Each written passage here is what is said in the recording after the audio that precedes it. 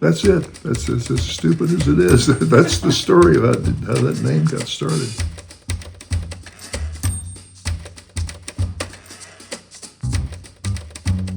Was there Thanksgiving Eve, 1971. The city desk said, hey, somebody's hijacked a plane, basically. See what you can find out. A man carrying a briefcase that he claimed had a bomb in it got on a Northwest Airlines 727 jet that was bound for Seattle, and mid-flight told one of the stewardesses he had a bomb and that he wanted a lot of money and several parachutes.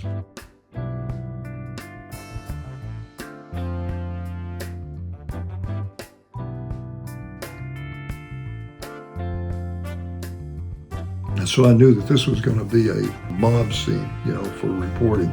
So I said, how am I going to jump the line? So I had a former coworker named Dwayne Youngbar, and then he'd become a flak for Western Airlines.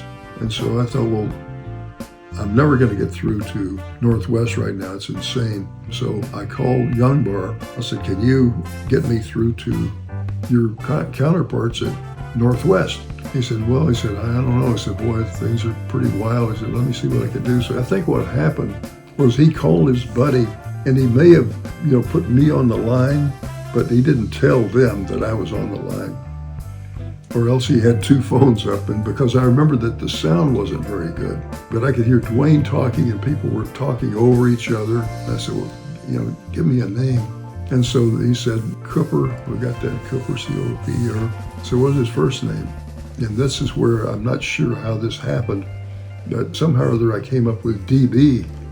And actually, I think he'd registered for his ticket as Dan B. Cooper. So I went to the city desk and I said, the guy's name is DB Cooper. So I think I just told whoever it was who had writing the story what the name was, and he just typed it in. It was identified as blank. He typed in DB Cooper. Went out on the FBI wire and went worldwide. And then it wasn't too long afterwards that somebody called and said the FBI says that it was Dan Cooper. And so we tried to correct it. Nobody wanted it. Human beings love stories, and you don't understand anything unless you can tell a story about it. Einstein said imagination's more important than knowledge, and I think he's right.